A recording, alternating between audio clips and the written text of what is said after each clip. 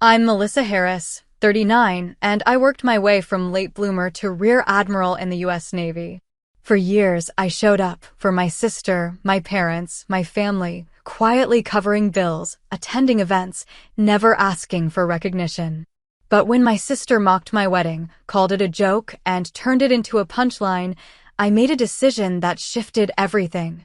Ever been underestimated by someone you bent over backwards for? If that hits home, drop your story in the comments. You're not alone. Before I dive in, let me know where you're watching from. And if you've ever had to reclaim your dignity after someone crossed the line, hit that like button and subscribe. Because what happened next? You won't see it coming. My name is Melissa Harris, and I've spent most of my life being underestimated, not by strangers, not by rivals, but by the people who should have known me best. If you've ever had someone in your own family dismiss everything you've built, everything you've earned, simply because it didn't look the way they expected it to, then this might feel familiar. I was born 16 months after my sister Alyssa. Just enough of a gap that she always got there first to speak, to walk, to make friends, to claim the spotlight at every family gathering. She was the pretty one, the extrovert, the child who never had to be reminded to smile. I was quiet, bookish, shy, at least around people who expected me to perform. If Alyssa was the high-gloss magazine cover, I was the footnote. Our parents leaned into it early. Not maliciously, not that I recognized at the time, just in the way people start assigning roles in families and forget that children grow. Alyssa's confidence was praised, so it grew stronger. My independence was noted, but rarely nurtured. I learned early that if I wanted something, I needed to find a way to get it myself. By the time we were teenagers, the contrast between us was the stuff of holiday table jokes. Alyssa had a rotating cast of boyfriends and a cheer squad nickname by sophomore year. I joined ROTC, worked part-time at a hardware store, and spent weekends studying for the SATs. I didn't care much for makeup, and I liked the structure of uniforms. I didn't announce my goals, I just moved toward them quietly. When I told our parents I'd been accepted into the Naval Academy, they were proud, but cautious. "Are you sure that's what you want?" my dad asked, frowning like I'd told him I wanted to shave my head or move to a war zone. Alyssa, who was already 2 years into a marketing degree at a state college, laughed out loud. "You? In the Navy? I give it 6 months before you're crying to come home." I didn't respond. I just packed, shipped out, and stayed gone for 9 years. Over those years, I worked harder than I thought possible. Graduated with distinction. Went through officer training, deployed 3 times, and clawed my way into elite command assignments that required more from me physically and mentally than I knew I had. I found my people, my rhythm, my sense of place. And even with the long nights and longer deployments, I felt more myself in that world than I ever had in the one I came from. Still, I kept showing up for family when I could. I flew back for Alyssa's engagement party, smiling through champagne toasts while her friends whispered about my haircut and my intense energy. When her boutique clothing business collapsed 6 months in, I quietly wired money to our parents so she wouldn't have to declare bankruptcy. When our mom had emergency surgery and insurance only covered half, I paid the rest without saying a word. No thank you note. No acknowledgement. Just a short text from Alyssa 3 weeks later. "Glad mom's home. Don't know what we'd do without you." It wasn't gratitude. It was logistics. When she had her first baby, I sent a package from overseas, not just toys, but essentials I knew she couldn't afford. I even offered to cover part of the baby's daycare so she could go back to work if she wanted. "You don't have to play hero," she said, her voice flat when we spoke on the phone. "You always make it sound like I'm drowning."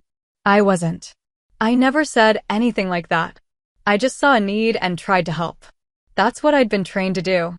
Identify the gap. Fill it. But helping Alyssa was never about teamwork. She saw it as interference, or worse, condescension. Any reminder that I was doing well, that I had structure, respect, a paycheck and pension, it made her brittle. I learned to downplay everything. When someone asked what I did, I'd say logistics officer instead of using my actual title. When someone commented on my uniform at family gatherings, I'd laugh and say I wear it because it's easy, one less decision to make. Still, it didn't matter how low I spoke or how much I gave. Alyssa found ways to cut me down. Navy weddings are basically dress-up parties, she told a friend once, not realizing I was standing right behind her. They all look like they're about to film a recruitment commercial. You'd think with all that discipline they'd learn how to plan something tasteful. That was 2 weeks after I got engaged. She hadn't congratulated me, just asked if we were planning to elope in a submarine or something. When I told her we were doing a ceremony at the base chapel, simple, respectful, with close friends and colleagues, she rolled her eyes. You're really going through with that? God. What are you gonna wear, a metal sash and combat boots? I let it go. That's how I handled her. I let it go. The jokes kept coming. At Thanksgiving, she passed around a fake invitation she printed as a joke, a parody of what she thought my wedding invite would look like, complete with camouflage patterns and a cartoon of me saluting in a veil. Everyone laughed. Our uncle choked on his drink. My mom tried to wave it off like it was harmless.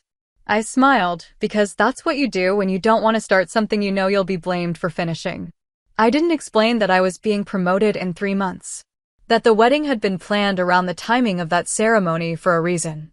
That the guest list included more stars than most people would see in a lifetime, not celebrities, but generals, admirals, former SEALs whose loyalty I had earned through years of service and shared loss.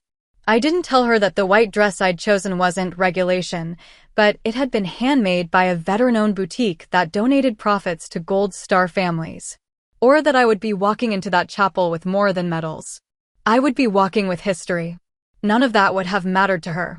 Because in her eyes, I was still the weird little sister playing dress-up in boots too big for her. Still the quiet one. The serious one. The one who never quite knew how to make people like her. And maybe that's true. I never learned to make people like me. I learned how to make them trust me. To follow me. To respect me. That's not the same, but it lasts longer. I didn't want a performance. I didn't need applause. I just wanted to marry the man I loved in a way that felt honest.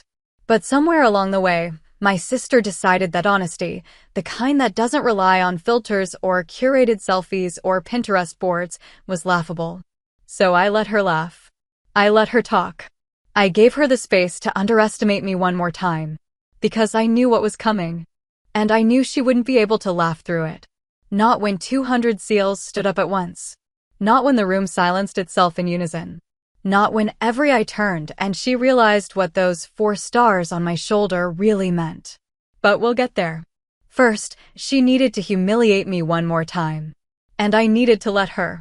When I called to tell her I was engaged, she didn't ask his name. Didn't ask how we met, how he proposed, what he was like. The first thing she said was, "Wait, you're still doing that military thing?" I paused, caught off guard by the tone. It wasn't surprised, it was bored.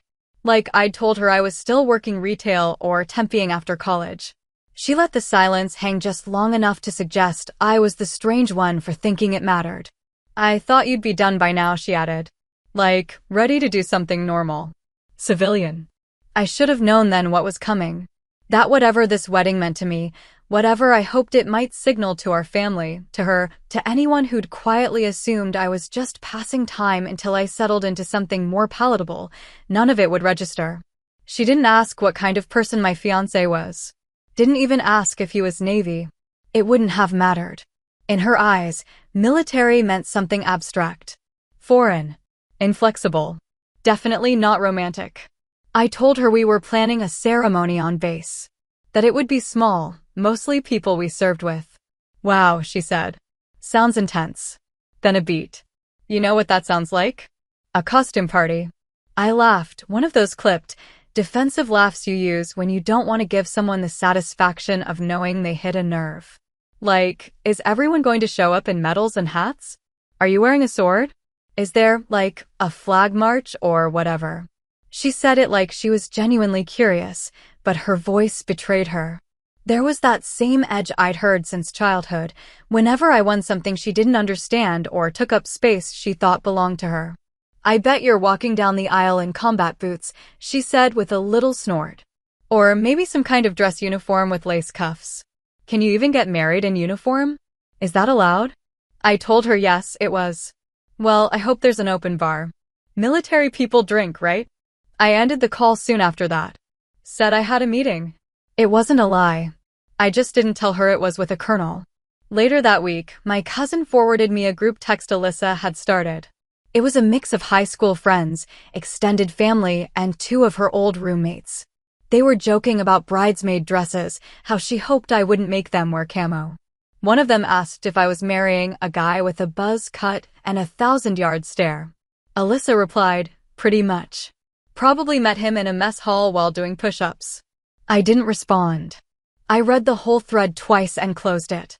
The next time we were in the same room was a family brunch at our aunt's house. A long table covered in frittatas and fruit trays. Cousins I hadn't seen in years. Everyone talking over each other, the way big families do when they want to seem happy. Alyssa showed up late with two friends from her Pilates studio. They were dressed like they'd come from a brunch-themed photo shoot, loose linen, glossy hair, curated laughter. When I greeted her, she air-kissed me like a coworker she barely liked. Then turned to her friends and said, "This is my sister, the Admiral." It wasn't technically true, not yet. I was still 3 months from promotion. But the way she said it, loud, exaggerated, with mock awe, turned heads. She's getting married on a military base, she told them. Can you imagine? One of them made an impressed face. Oh, wow. Yeah, Alyssa nodded. Probably gonna have drones filming the ceremony and jets flying overhead. She laughed, then added, I'm just hoping there's cake and it's not MREs. I smiled thinly and sipped my coffee. She kept going. Did I tell you what she said the dress code was? Formal or uniform. Like it's a war movie premiere. She's not really the white dress type anyway. Her friends laughed, unsure whether it was okay. One of them said, that's kind of badass though. Alyssa just shook her head. She's always been the serious one, she said. Even when we were little. Didn't smile much, didn't play with Barbies. Just lined them up like troops and gave them missions. She turned back to me, her voice going mock sincere. You should have a military band play Here Comes the Bride on bugles. Or, wait, do they use bugles or just like shouting? More laughter. I looked around the table and saw who was laughing with her. And more importantly, who wasn't. My aunt glanced down at her plate. My mom gave a polite chuckle but didn't meet my eyes. My dad cleared his throat and asked if anyone wanted more coffee. No one stepped in. No one said, that's enough. And I understood something in that moment. It wasn't just that Alyssa didn't take me seriously. It was that making me the joke made her feel larger. She didn't understand my world. Couldn't enter it. So she mocked it until it felt smaller. More manageable. Something she could joke about over avocado toast and flat whites. She needed me to be absurd. Because if I wasn't, if the medals were real, if the ceremony meant something, if the uniform stood for more than dress up, then she would have to contend with the fact that her little sister had built a life grounded in purpose and earned respect. And that was a harder thing to laugh at. So she laughed early and often. Loudly. Publicly. She made herself the narrator of my story, the sarcastic big sister rolling her eyes at the weird wedding, and the girl who never quite figured out how to be normal. I let her. Because the truth is, you don't win anything by arguing your value. You just waste energy proving something to people who've already decided not to see it. So I watched. I remembered. I measured the distance between her jokes and my reality. And I waited. Because some people don't understand the weight of your presence until they're forced to stand for it. And when that day came, I knew exactly who would be watching her face when the room rose. 2 months before the wedding, Alyssa invited me to what she called a low-key girls' night at her place. She said it was just for fun, wine, takeout, a little wedding planning. Nothing serious, she promised. Just a way to get your mind off logistics. I hesitated. By then, I'd already stopped expecting support from her. She hadn't offered to help with anything, no RSVP tracking, no vendor calls, no dress shopping. But I told myself this could be a peace offering.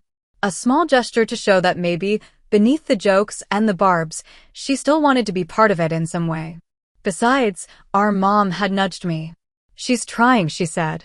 You've always been the more serious one. Maybe she doesn't know how to connect unless she makes it light. I don't know why I listened. Habit, maybe. Or hope. I showed up in jeans and a t-shirt, bottle of wine in hand, expecting a handful of women in sweatpants and messy buns. What I walked into looked more like a reality show taping. Candles, curated snacks, wine glasses arranged like props. A slideshow already looping on the TV, images of me at 12, braces and bangs, then 16 in full ROTC uniform, looking half miserable at a school dance. The room was full, 8 or 9 women, some I recognized from Alyssa's social media, a few I'd never met. They clapped when I came in, but it felt rehearsed, like a cue had gone off. There she is. Alyssa called from the kitchen. The bride of the battlefield. I smiled tightly and sat down. Someone handed me a glass of wine. The slideshow kept playing. I tried to laugh. Really tried. The photos were old, mostly harmless, but there was a tone already set, one I couldn't steer. Alyssa came over and sat beside me, grinning. So, she said, we thought we'd help you with some inspo. You know, since you've been a little untraditional with the planning. Someone dimmed the lights. A new slideshow started. At first, I thought it was a joke meant for everyone. But it quickly became clear the punchline was me. Photoshopped wedding dresses, digital mock-ups of gowns made out of camouflage fabric, adorned with grenades and medals, one with a little cartoon tank across the hemline. Another with a veil made out of netting. The final image had a G.I. Joe doll and a Barbie saluting each other next to a wedding cake with Operation Matrimony in block letters. The laughter was immediate and loud. I didn't say anything, just stared at the screen. Wait, Alyssa said, flipping to the next slide. This is the best part. She held up a photo I'd sent her a few weeks prior, a picture of a dress I'd been considering. Clean lines, simple silhouette, elegant but strong. It wasn't flashy. No sequins or sweetheart neckline. It felt right to me, grounded, intentional. She blew the photo up on screen, circled it with a virtual marker, and said, "That's not a real wedding dress." The room went quiet for half a second. Then more laughter. "Are you getting married or re-enlisting?" she asked, smirking. I looked at her. Really looked. Not just at her expression, gleeful, sharp, half-drunk on her own performance, but at the people around her. The ones who laughed without hesitation. The ones who laughed, then glanced at me like they weren't sure if they should have. The ones who stayed quiet, but didn't move. And I realized something I should have accepted long ago. She didn't want to celebrate me. She wanted to contain me. Keep me in the role she'd written for me. The awkward sister with no fashion sense, no social skills, no understanding of what a real wedding looked like. That role made her feel bigger, smarter, relevant. I put my wine down and stood up. "Thanks for the wine," I said. "I'm heading out." Someone, I don't remember who, asked if I was okay. I nodded. Just tired. I didn't look at Alyssa. I didn't owe her a scene. Outside, I sat in my car for a while, letting the silence settle around me. I wasn't angry. Not in the way I'd been angry as a kid, when she'd taken credit for something I'd done or made fun of my hair or told her friends I was basically a boy. This wasn't that kind of betrayal. It was colder. Sharper. Not a wound. A confirmation. That was the night I stopped pretending she'd ever respect me. Not quietly, not privately, and certainly not in front of people. She didn't want a relationship. She wanted an audience. And I had no interest in being cast in her act. When I got home, I deleted the wedding Pinterest board we shared. Not out of spite. I just realized it was pointless. She'd never been interested in my ideas. I also removed her from the planning email chain. There wasn't much left she needed to know. The dress had already been chosen. The base paperwork was filed. The guest list had been submitted for clearance. She wasn't on it. That decision wasn't made out of anger. It was made out of clarity. I wasn't going to let her turn my wedding into another performance space. Not for herself. Not for anyone else. The ceremony wasn't a spectacle. It was a commitment. And the people in that room, every last one of them, would understand what that meant. They'd earned the right to stand when I walked in. She hadn't. Not because of the jokes. Because of the intent behind them. Because when someone hands you a milestone and you use it as a punchline, you don't get to be surprised when the door closes without you. That night, I sat down with my fiancé and told him what happened. He listened quietly. Didn't interrupt. When I was finished, he said, "She's not going to stop. She'll escalate when she realizes she's not invited." "I know," I said. "Do you want me to talk to her?" "No. She wouldn't listen to you. She won't listen to you either." "I'm not talking to her." He nodded. "Okay." We sat in silence for a while, then he reached over and took my hand. "She's going to regret it," he said. "Maybe," I said. "But that's not the point." The point was, I'd spent years letting her define me, the quiet one, the background one, the serious one. Now, she defined herself. And that meant I was free. I didn't say much on the drive home. The road was quiet, just a dull stretch of late evening traffic and windshield reflections. My fiancé kept both hands on the wheel, one eye on me. He didn't ask what happened. He didn't have to. After about 20 minutes, I finally spoke. Not in a rush, more like opening a slow release valve that had been tightening for years. "It wasn't a girls' night," I said. He didn't answer right away. Just nodded once, waiting.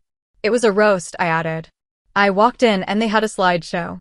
Old photos of me. Edited ones too, fake wedding dresses with camo and ammo belts. One of them looked like a Halloween costume. Still, no interruptions. Just the sound of the turn signal blinking while we switched lanes. She took the dress I sent her, the real one, and pulled it up on screen. Said it wasn't a wedding dress. Asked if I was getting married or re-enlisting. He glanced at me. "You okay?" "I'm not surprised," I said. He didn't say she crossed a line. Didn't offer to confront her. Didn't tell me what to feel. Just let me sit in it. Let me be angry without making it about him. "She has no idea what it cost me to get here," I said. "Then don't waste energy explaining it to her." That's all he said. And it was enough. Back at home, I changed into sweats, sat on the floor with a bowl of cereal, and went quiet again. My brain kept replaying little things, the tone of her voice, the way people laughed, the look on one woman's face when she realized I wasn't in on the joke. It wasn't one moment. It was every moment leading up to it. The time I skipped the graduation party because I was deployed and she told people I chose to miss it. The Christmas where I mailed home medals for display and they ended up packed away in a storage bin because they didn't match the decor. The birthdays she forgot. The favors she expected. The way our parents never quite challenged her because that's just Alyssa being Alyssa. I'd spent years shrinking so she could shine. Dulling my edges, avoiding stories, keeping my rank vague in conversation so no one would feel shown up. At first, I thought that was humility. Then I thought it was strategy, keep the peace, pick your battles. Now I saw it clearly. It was survival. It was learning that in some families, success only counts if it fits the script. And I didn't fit it. I wasn't supposed to outpace her.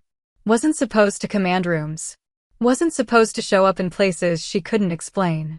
So I made myself smaller. When people asked what I did, I'd say I'm in the Navy instead of explaining what my actual job involved. I stopped bringing guests to family events because they always ended up cornered with stories about how we're so different, you'd never guess we're related. Even with the wedding, I'd softened everything, toned down the ceremony, avoided listing names on the invite that might draw questions. I told myself it was about privacy. Simplicity. But that wasn't true. It was about bracing. Bracing for the eye rolls, the jokes, the way Alyssa could make anything feel ridiculous if it didn't orbit her. And I was tired. I sat there on the floor that night, spoon in hand, and realized I'd spent most of my adult life trying to prove I could serve others, my country, my team, even my family, without needing attention, without needing to be seen. But maybe being seen wasn't the problem. Maybe being dismissed was. She had no idea who I'd become. And at this point, I wasn't sure she wanted to know. I didn't cut her off. There was no dramatic confrontation, no phone call, no boundary lecture. I just stopped making space for disrespect. I unsubscribed from her commentary. Stopped filtering my updates. If someone asked what I did, I told them plainly. If they didn't get it, that wasn't my burden to fix. I sent out the final wedding update that week. Attached the base access form, a list of ceremony protocols, and a respectful note about timing. I left her off the distribution. When my mom asked if Alyssa was still in the loop, I said, "She'll be informed when there's something respectful to contribute to." My mom didn't push. She just said, "I hope things smooth out by the wedding." They wouldn't. And that was okay. Some relationships don't need to be repaired. They need to be redefined. In the weeks that followed, I poured myself into work. Final training rotations, end-of-quarter reports, guest coordination for the ceremony. There was comfort in order, in precision. My fiancé handled the vendors. He fielded calls from the caterer, confirmed timelines with the officiant, triple-checked the seating chart with our point of contact at the chapel. We didn't talk much about my sister. Not because it wasn't there, but because giving it air would only grow it. One night, while reviewing the final RSVP list, he paused and said, "Do you want to add her to the ceremony head count?" I looked at him for a second. No, he nodded, adjusted the spreadsheet, and moved on. No guilt. No second guessing. The ceremony would be formal. Small. Controlled. Every person in that room had earned their place, either through service, loyalty, or quiet resilience. This wasn't a family event. This was a recognition. My recognition. One night, I went for a run alone. Long stretch of quiet road near the base. No music. Just footfalls and breath. Somewhere around mile 3, it hit me, the difference between forgiveness and permission. I could forgive her. For not understanding. For not seeing me. For needing to tear me down to feel tall. But that didn't mean I had to give her a front row seat to my life. Forgiveness could be silent. It didn't have to come with an invitation. So I kept running. Past the gate, past the hangars, past the point where I used to stop. Because for the first time in a long time, I wasn't running away from anything. I was running towards something. And no one, not even family, had the right to stand in my way. The decision wasn't made out of spite. It was made out of alignment. The original plan, a garden ceremony at a mid-range venue halfway between our hometown and the base, had been chosen for accessibility. Something neutral. Convenient. I told myself it was for the guests, but that was only half true. A garden wedding meant no questions, no salutes, no ranks. Just a ceremony like everyone else's. Quiet. Uncomplicated. But the more I thought about it, the more it felt dishonest. Not in the traditional sense. There were no lies in the plan. But there was an erasure. A pulling back from who I really was and who we were as a couple, just to make it more comfortable for the people who had never made space for me anyway. After that night at Alyssa's, I started thinking differently. Not just about her, but about everyone I'd spent years tiptoeing around. People who had laughed when they should have listened. People who treated my career like a hobby, my authority like a quirk, and my choices like a phase. I had earned my place in the world I built. Every late watch, every field up, every decision that carried real weight. And I had someone beside me who respected it without needing it translated. So I made the change. We moved the ceremony to the Naval Base Chapel. Simple. Sacred. Sealed off from the noise. It wasn't just symbolic, it was secure. Guest access would be strictly vetted. RSVPs needed to be finalized weeks in advance for background checks. No walk-ins. No surprises. When I informed the planning coordinator, she didn't even blink. "Makes sense," she said. "The chapel has everything you need. And we've got the flag detail confirmed, if you want that." I said yes. We updated the date, filed the revised forms, and restructured the guest list. There was one more shift, though. One I hadn't planned for, not exactly. That month, my promotion came through. Rear Admiral. It was scheduled to be formalized 2 weeks before the wedding, tight timing, but just enough to have the insignia adjusted. When the tailor called to confirm the final fitting, I sent her the new design. White. Custom cut. Regulation compliant. For silver stars embroidered at the shoulder seam. No embellishment. No flair. Just quiet authority. "You're not wearing a veil?" she asked. "No," I said. "That's not what this is." We had the invitations reprinted. Simple cards with an RSVP link and a dress code. Formal/service uniform. No address. No map. The location field read, "Venue access details will be provided upon clearance." Most people didn't blink. They knew the drill. Those who didn't were polite enough to ask. Alyssa wasn't. She didn't receive the invite directly. I'd removed her from the list after the girls' night. But someone forwarded her a screenshot. Probably our cousin. Maybe our mom. A week later, I started getting missed calls. 4 in one afternoon. No voicemail. Just a text, "Hey, why do I need a base pass for this?" I didn't respond. Then a group text popped up, one of those extended family threads that only activates around holidays and drama. "Melissa, is this an error?" Alyssa wrote. "Did you really mean to make people go through military security just to watch you get married? Kind of intense, don't you think?" I muted the thread and went back to work. That night, my mom called. "Alyssa's confused," she said. "She thought the wedding was still at the Botanical Gardens." "It's not." "Well, she's a little upset. She didn't even know about the change. She wasn't invited." There was a pause. I could hear her adjusting her voice, softening it like she was stepping into a negotiation. "I know things have been tense, but they haven't been tense," I said. "They've been clear. She's your sister. She doesn't act like it." Another pause. Then, quietly, "Do you really want to go through with it like this?" "I do," I said. "Very much." My mom sighed. "You know she's telling people you're being dramatic. She's been saying that my entire life." "It doesn't make it true." A few days later, my dad texted. "Would it be easier if we picked Alyssa up and drove in together? Might smooth things over." I replied with a single line, "The guest list is locked." Base policy. It wasn't a lie. The guest list was locked. But the policy wasn't the point. The point was that the decision had been made, and I wasn't looking for loopholes. I wasn't punishing her.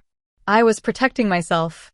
When people ask what boundaries look like, they expect dramatic speeches or slammed doors. Sometimes it's quieter than that. Sometimes it's just a checkbox left blank. A call you don't return. A silence you let hold.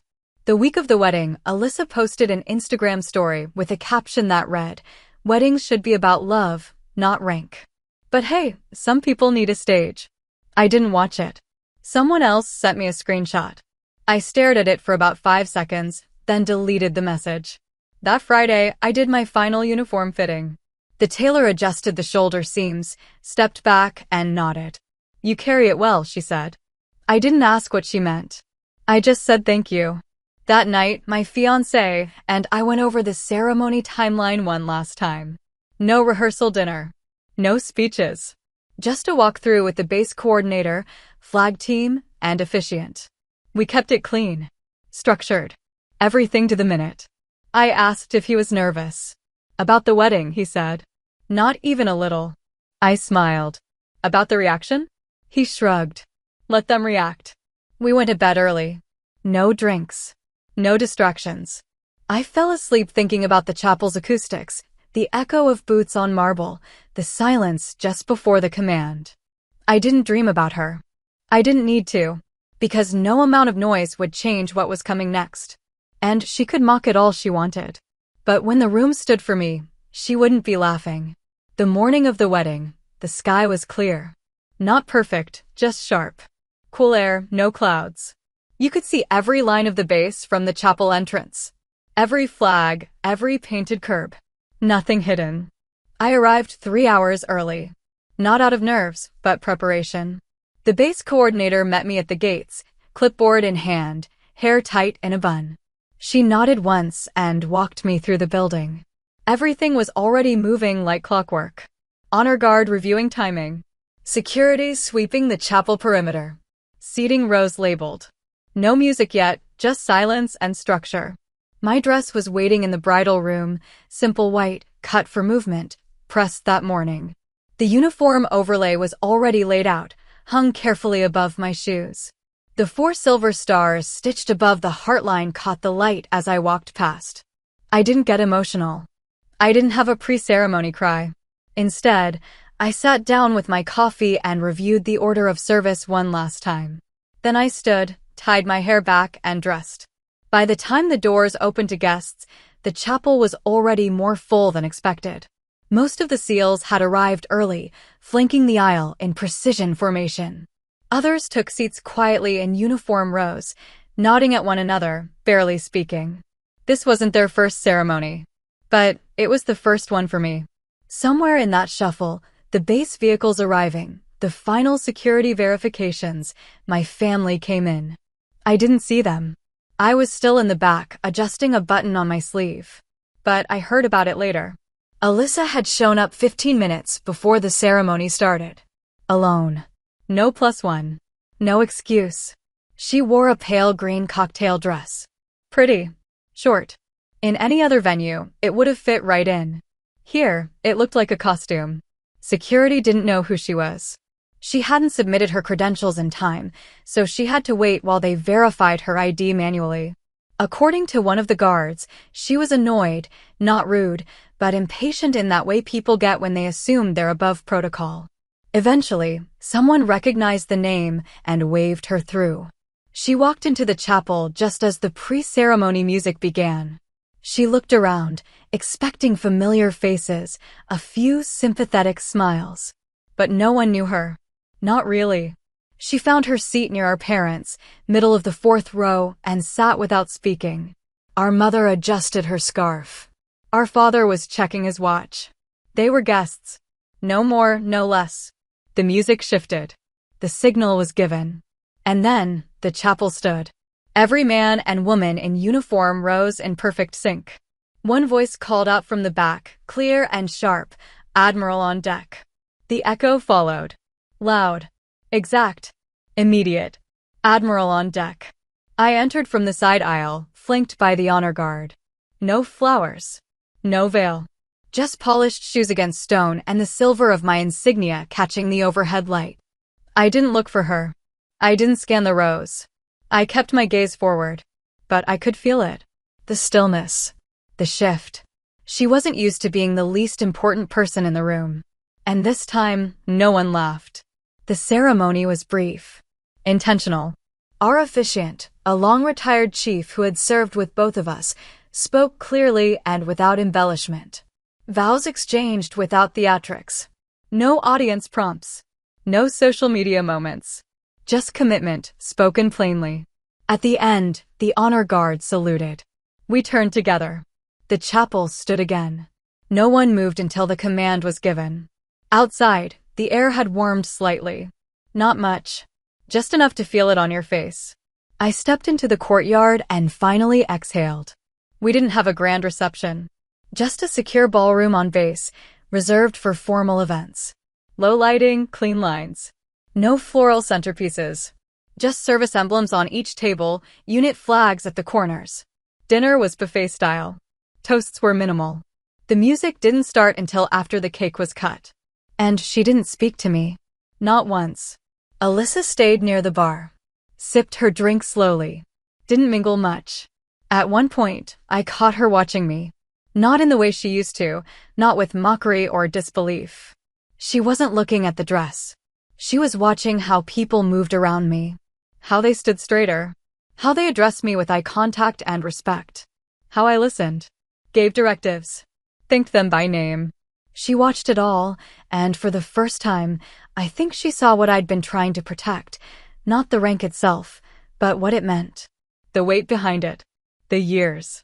And maybe she saw what she'd never understood, that this wasn't about superiority. It was about service. It was about responsibility. It was about showing up for people when it counted. Not for applause. For duty. And you don't earn that by being loudest in the room. You earn it by being the one they trust when it's quiet. Later, after most of the guests had left and the room had thinned out, I passed her in the hallway near the restrooms. We both paused. For a second, I thought she might say something. A joke. An apology. Anything. She didn't. Just looked me up and down, not critically, but carefully, then said, "I didn't know." I nodded. "I know." And that was it. She turned and walked back into the ballroom. I didn't follow. Because the point had never been to change her. It was to stop waiting for her to catch up. It was 3.5 weeks later when the message came. Midday.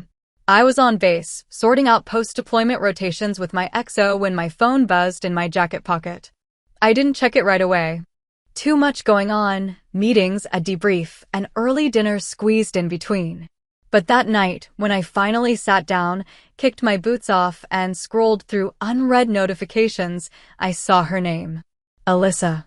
No emojis. No punctuation. Just, "I didn't know you were that high up." I guess I never really paid attention. I read it twice. Then once more slower. It wasn't an apology. But it wasn't nothing. There was something fragile in the wording, a hesitation. Like she didn't quite know how to write it, or maybe didn't want to write it at all. A gap between guilt and curiosity.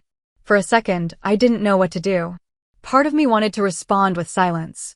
Not out of spite, but preservation. I'd finally created distance. Space to breathe. No more bracing for jokes or dodging casual dismissals. Another part of me, the one trained to assess before acting, saw the text for what it was, a pivot. Small, uneven, but deliberate. She wasn't trying to explain herself. She wasn't even asking for forgiveness. She was acknowledging the gap, the one she'd built with her assumptions. I didn't reply that night. I let it sit. The next day, after a long run and a quiet breakfast, I sent back one sentence. Thanks for saying that. No lecture. No bridge offered. Just a reply. Measured. Clear. And that's where we left it for a while. In the weeks that followed, we texted, occasionally. Not often. Not deeply. Birthdays. Photos of our niece. Memes she found online. Surface level. Safe. I kept the boundary without needing to name it. I didn't invite her into the details of my schedule, my work, my plans. I didn't share the travel dates. Or the quiet mornings. Or the inside jokes with my husband that made the harder days easier. But I didn't block her out either. She didn't ask about the ceremony. She never brought up the chapel or the honor guard or the echo of the room when 200 stood in unison. Maybe she couldn't. Maybe she knew she'd missed something she couldn't replicate, not because it was impressive, but because it was real. Earned. She couldn't reverse years of small dismissals with one line of text. And she didn't try. What she did instead, slowly, clumsily, was stop narrating over me. She didn't send sarcastic remarks anymore. Didn't forward jokes about military types or tag me in anything that started with only a real tomboy would. Instead, she started asking neutral questions. How long does your deployment rotation usually last? Is it true you guys can't use your phones overseas? What's the coldest place you've been stationed? They weren't deep questions. But they weren't jokes either. That mattered. I answered sometimes. When I felt like it. I didn't open doors she hadn't earned her way through. But I cracked a window. And through that window, something shifted. Not drastically. Not overnight. But enough. We don't talk about the wedding. Not directly. I think she knows there's nothing to say. But every now and then, I'll get a message when I post something on the base page, a commendation, a ribbon, an official photo in dress whites. She'll send a reaction. Or a thumbs up. Sometimes just a damn. And it's not performative. It's not for show. It's just quiet recognition. I don't need her to understand everything I've done. I don't need her to unpack what it meant to lead people in combat or make decisions with lives on the line, or earn each bar and star one judgment, one mission, one watch at a time. But I do need, always, respect. And I think she's starting to get that. That you don't have to understand someone's path to respect the way they walk it. We're not close. I don't think we ever really were, not in the way people imagine sisters to be. But we're not hostile. And that's enough. She has her world, the one with PTA meetings and curated Instagram stories and weekend wine tastings. I have mine, rotations, missions, debriefs, a husband who knows what it means to be trusted under pressure. And in the middle, we share a niece who's just old enough now to ask questions like, why do you wear shiny pins? Alyssa told me that one in a voice message. She said your uniform makes her feel safe. I didn't know what to say to that. I just said, tell her that's the point. She didn't respond. But a few days later, she texted me a photo of her daughter in a Halloween costume, a tiny flight suit with plastic pins and a toy radio. No caption. Just the photo. I smiled. And replied, tell her she's got good taste. There's still distance. And that's okay. Rebuilding isn't about rewinding. It's about choosing where and if you want to lay new bricks. I'm not building a new bridge. But I've cleared enough debris that, if she ever walks forward again, she won't trip over what she left behind. It's been 2 years. I'm still active duty. Still commanding. Still married to the man who never needed to be impressed, only informed. He asks about my day, not to make small talk, but because he actually wants to know. I don't filter things down anymore. I say what happened. I say who I led. I say what it cost. And I say it in my own voice, without apology. That wedding wasn't a performance.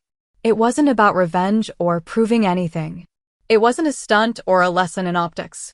It was the cleanest, clearest line I've ever drawn between who I used to be and who I decided to stop hiding. And once you cross that kind of line, you don't walk it back. My sister still texts me sometimes. Holidays, mostly. Birthdays. She'll like a photo now and then, send a one-word reply when I share something about our niece. But she's faded into the background of my life. Not in a cruel way, just naturally. Like something that was always too loud, suddenly losing volume. She doesn't ask to come visit. Doesn't invite me to hers. I don't chase connection that isn't rooted in mutual respect. There was a time I thought I needed her approval. That if I could just explain it right, my career, my choices, my values, maybe she'd get it. Maybe she'd stop treating me like a side note. But I don't feel that way anymore. Because what I've learned, slowly, through silence and through ceremony, is that some people never clap for you until the whole room does. But by the time that happens, you've stopped waiting for their applause. And the truth is, the people who stood for me that day weren't performing. They weren't impressed by the dress or the setting or the stars on my shoulder. They stood because they knew what it took to earn them. Because they'd seen the cost, the missed holidays, the sleepless nights, the weight of responsibility when no one else is watching. And they stood not just for me, but for what I represented. Service. Stability. Quiet strength. That's the kind of recognition that doesn't make headlines. But it holds. I don't tell this story to settle a score. I tell it because too many people, especially women, are still waiting for permission to take up space. Still waiting for the validation that someone else was never going to give them. And here's what I've learned. You don't have to yell to be heard. You don't have to explain your path to people committed to misunderstanding it. You don't have to argue for your worth. Just stand tall. And let the right ones rise for you. They will. Maybe not in your family. Maybe not in your hometown. But they'll find you in conference rooms, in classrooms, in war rooms, and wedding halls. And when they do, you'll know. Because they won't flinch at your strength. They won't mock your ambition.